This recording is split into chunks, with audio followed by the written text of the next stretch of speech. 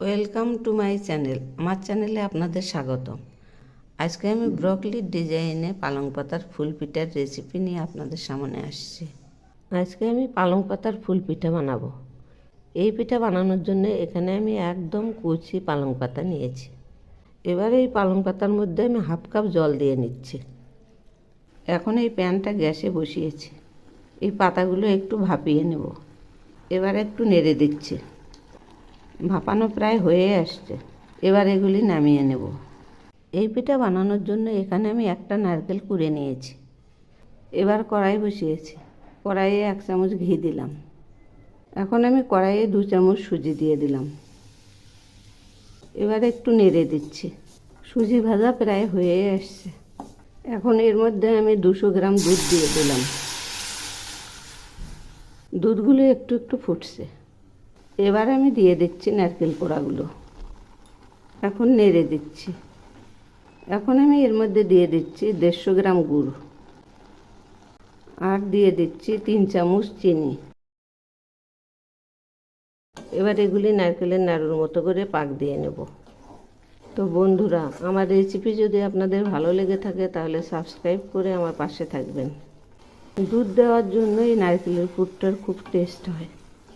এগুলি পাক হয়ে আসছে। এখন এগুলি নামাবো। এই যে পুরগুলো নামিয়েছি। এখন এই পাতাগুলো যেইভাবে চিপে নিয়েছি। এবার শিলপাটায় নিলাম, এগুলি বাটবো। এগুলি মিক্সিতেও পেস্ট করা যায়, তো আমি পাটাতেই বেটে নিলাম। এই যে বাটা হয়ে গেছে। এখন এগুলি আমি তুলে নেব। এবার কড়াই বসিয়েছি। কড়াইয়ে ছোট 1 বাটি দুধ দিলাম। দুধ ফুটছে। এর মধ্যে আমি 1 চিমটি লবণ দিলাম। সেই সঙ্গে 1 চামচ চিনি দিলাম। এখন আমি চালের গুঁড়ো দিয়ে দিচ্ছি। এগুলি এখন পাক দিতে থাকবো। শুকনো হয়ে আসছে। এখন এগুলি নামাবো। এই যে নামিয়েছি। এখন এগুলি মেখে নিচ্ছি। এই যে এইরকম করে মাখবো। রোল করে নিচ্ছি।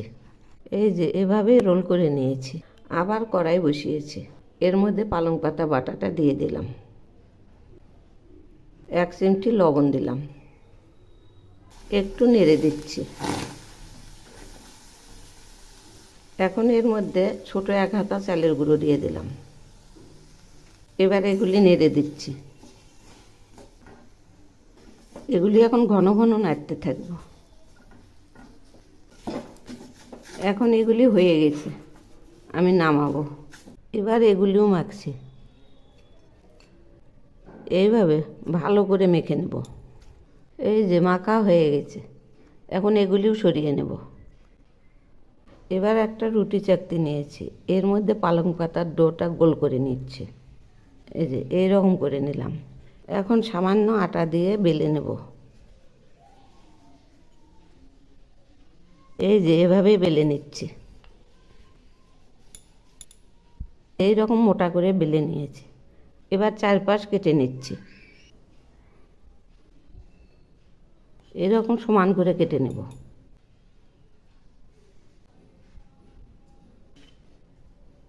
কাটা হয়ে গেছে। এখন এর মধ্যে আমি এই রোলটা দিয়ে দিচ্ছি আর এইভাবে পেঁচাচ্ছি। এখন আমি এই পাশটা একটু জল দিয়ে নিচ্ছি আর এইভাবে মুড়ে দিলাম। এইভাবে চেপে দেব। এরকম করলাম। এখন আবার একটু রোল করছি এই জয়েন্টটা সমান করার জন্য। এখন আমি এর মধ্যে 3 টুকরো করছি। এরকম করে নিলাম। এবার এই দুটো সরিয়ে নিচ্ছি। এবার আমি এটা সোজা করে নিচ্ছি। এবার আস্তে আস্তে একটু চেপে দেব। এবার এই বেলনা দিয়ে সাইডগুলো পাতলা করে নিচ্ছি।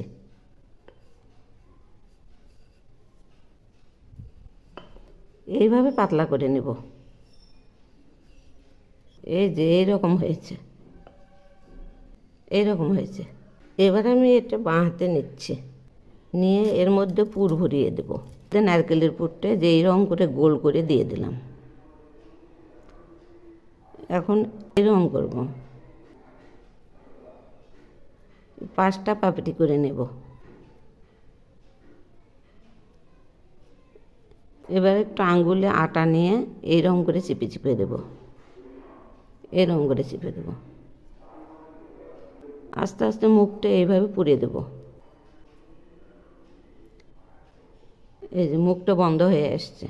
এবার আমি আটার মধ্যে একটু হাত দিয়ে এই যে এইভাবে চিপে দেবো, এইভাবে নকশা করব।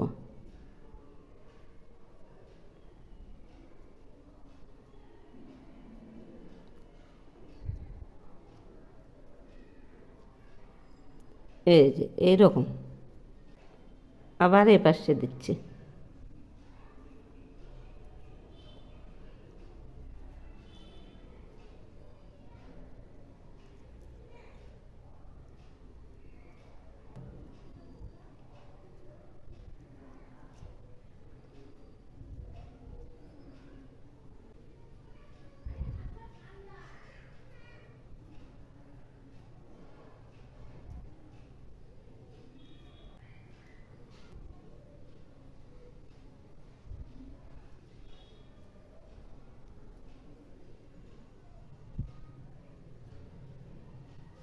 এই দেখুন একদম ফুলের মতো হয়েছে, একদম ব্রকলির মতো হয়েছে।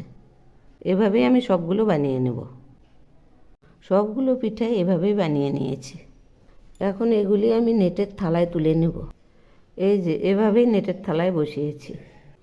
এবার একটা বড় কড়াই বসিয়েছি, এর মধ্যে জল দিয়ে দিলাম। একটা স্ট্যান্ড বসিয়ে দিচ্ছি। জল একটু একটু ফুটছে, এবার আমি পিঠের থালাটা বসিয়ে দিচ্ছি। এখন আমি একটা থালা দিয়ে ঢেকে দিলাম। 7-8 মিনিট ফোটাবো। এবার আমি ঢাকনা খুলছি। এই যে দেখুন হয়ে গেছে। এখন আমি পিঠাগুলো নামাবো। এই যে পিঠাগুলো নামিয়েছি, দেখুন কত সুন্দর হয়েছে, একদম পারফেক্ট। এইভাবে বানিয়ে খেয়ে দেখবেন, অসাধারণ টেস্ট। এই যে দেখুন এর নিচটা এইরকম হয়েছে, আর এইরকম ফুলটা একদম ব্রকলির মতো।